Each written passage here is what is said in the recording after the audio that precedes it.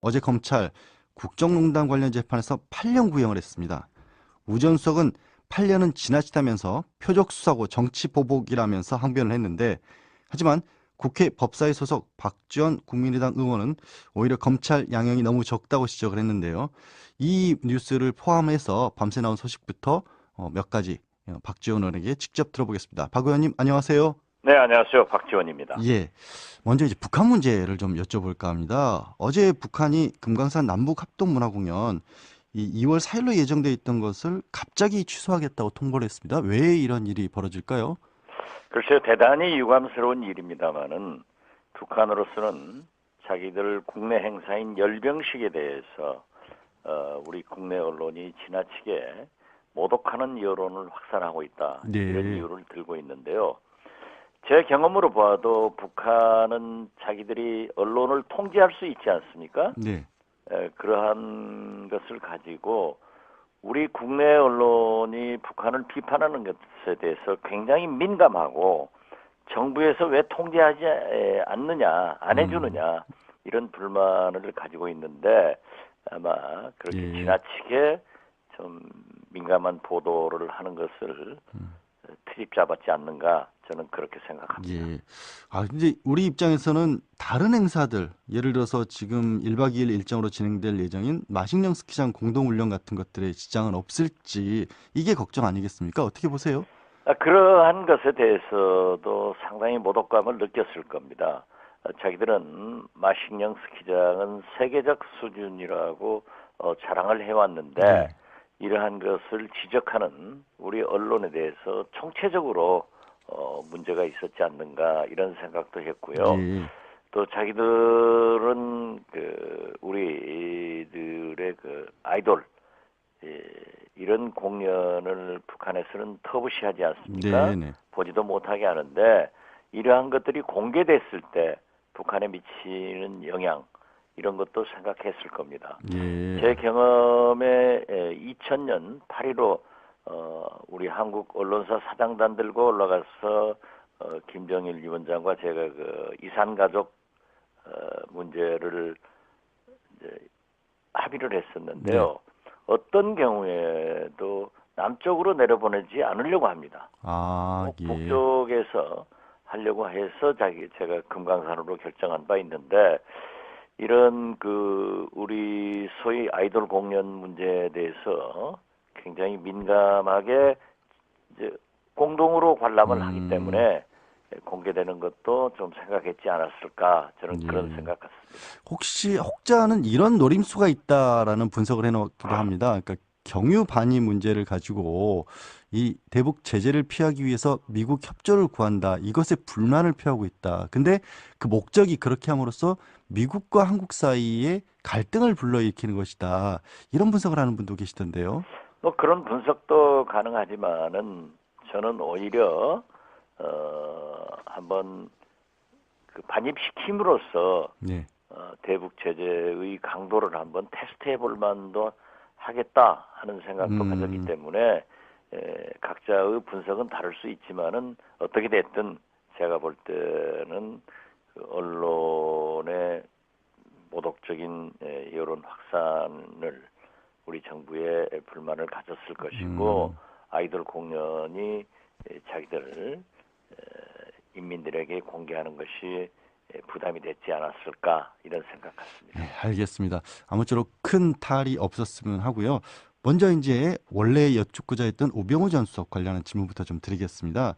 어제 검찰 구형량 8년에 대해서 박 의원께서는 너무 적다라는 지적을 하셨어요. 근데 이제 법조계에서는 직권남용이 주요 혐의인데 법정형이 최고 5년이거든요. 그래서 8년이면 사실 검찰로서는 법적으로 최대한의 중형을 구형을 한 건데 박 의원님 보시기에 뭐가 부족해서 부족하다 이렇게 지적을 하셨을까요? 오늘날 총체적 국정농단의 시발점은 우병우입니다. 네.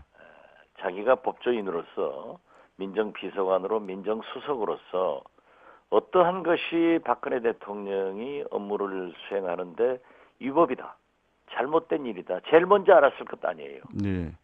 이걸 막지 않고 그대로 방조하고 그대로 집행을 했다고 하는 것은 또 특히 사법부까지 개입하면서 농단을 했다고 하는 것은 이건 용서할 수 없는 일입니다. 예. 그렇기 때문에 저는 물론 또 다른 그런 문제들이 지금 검찰에서 아직 기소는 안 하고 있지만 추가 기소가 된다고 하면은 더 큰 중형이 내려질 것입니다. 이건 예. 반드시 책임져야 되는데 우병우 자기가 뭐 정치 보복이다 이렇게 얘기하는 것은 자기가 정치 보복을 했기 때문에 자기 죄를 아직도 반성하지 않고 정치 보복이라고 비난하는 것은 그 자체도 사법부에서 반성 없는 태도에 대해서 엄중한 형을 선고해야 된다 예. 이렇게 생각합니다. 그러니까 저 의원님 말씀은 우병우 전 수석이 스스로 과거에 정치와 관련한 활동을 했기 때문에 정치적인 이유에서 검찰로서 수사를 했기 때문에 이제 와서는 자기가 보복을 당한 것이다 이렇게 보고 있다는 그런 말씀이시군요. 자기가 정치 보복을 했잖아요. 네네. 저 같은 사람에게도 어떤 태도를 했어요. 그렇기 때문에 자기가 했기 때문에 현재의 검찰도 하는가 이건 예. 잘못이죠. 예, 알겠습니다. 저 널리 알려진 바와 같이 박 의원님 이제 고 김대중 전 대통령 비서실장으로 근무를 하셔서 청와대 일을 잘 아시지 않습니까? 근데 우병우 전 수석은요, 자기가 받고 있는 혐의에 대해서 이 박근혜 전 대통령 지시만 따랐다. 그리고 아랫사람들이 보고서 올리면 전달만 했다. 그러니까 내가 직접적으로 한 일이 아니다. 이렇게 변명을 하는데 어떻게 보세요? 그건 진짜 너무나 파렴치하고 일말의 양심도 없는 짓입니다. 물론 정의롭게 윗선의 대통령의 지시가 있었다라고 증언하는 것은 바른 일이지만은 어떻게 모든 책임을 자기 스스로 자책하지 않고 대통령에게 넘기는 것은 비겁합니다. 예. 일반 조폭도 이런 짓을 하면은 좀 실망을 할 건데 그래도 일국의 민정수석이 법조인이 그러한 태도는 참으로 파렴치하고 이해할 수 없는 일이다. 저는 그렇게 생각합니다. 예. 민정수석이라는 자리 언론에서 흔히 얘기하는 것처럼 사정기관은 총괄한다 이렇게 표현을 많이 하지 않습니까? 실제 뭐 정권은 달랐지만 민정수석이 가지고 있는 힘이 그렇게 막강합니까? 그렇습니다. 예. 왜냐하면은 모든 그 청와대 내의 업무에 대해서 법적 검토를 해주게 돼 있거든요. 예, 예. 그렇기 때문에 특히 민정수석은 다른 걸 다 할 수 있지 않습니까? 또 자체 정보망을 가지고 있지 않습니까? 또 검찰로부터 보고를 받지 않습니까? 예. 그렇기 때문에 우병우 민정수석은 사전에 이 최순실 이 국정농단 사건이나 박근혜 대통령의 여러 가지 비리에 대해서 먼저 알고 있었으면은 예. 법조인으로서 민정수석으로서 박근혜 대통령에게 절대 해서는 안 됩니다 하고 따져줬어야 될 것 아니에요. 예. 그래도 박근혜 대통령이 하면은 자기가 그 자리를 내놓고 그걸 국민한테 밝혔어야 옳지. 이제 와서 자기는 대통령이 지시했으니까 다 한다. 했다. 이건 비겁하지 않습니까? 예, 알겠습니다. 자, 우병우 전 수석 사실 어제 구형된 것은 지난해부터 기소됐던 재판인 거고요. 이제부터 다른 건에 대해서 그러니까 이석수 특별감찰관이 이 우병우 전 수석을 감찰하러 가니까 국정원을 동원해서 또 이석수 특별감찰관을 더 위에서 사찰을 했단 말이에요. 일종의 셀프 사찰을 한 셈인데 이 관련 재판은 오늘 시작이 됩니다. 아, 이 전에 재판은 불구속 상태였고 이 구속된 사건은 이 사건이거든요.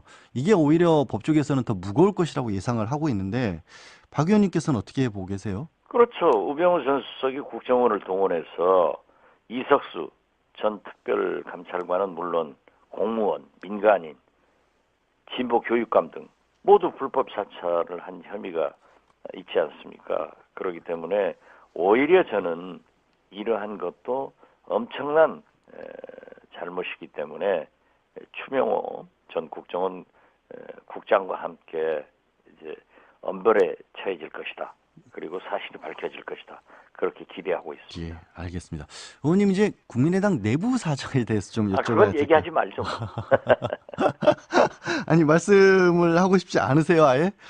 예, 저는 안철수 대표를 제 머릿속에 지었기 때문에 예, 그 뭐 미래지향적으로 얘기를 해야지. 예. 그 뭐 얘기하면 뭐 합니까? 예.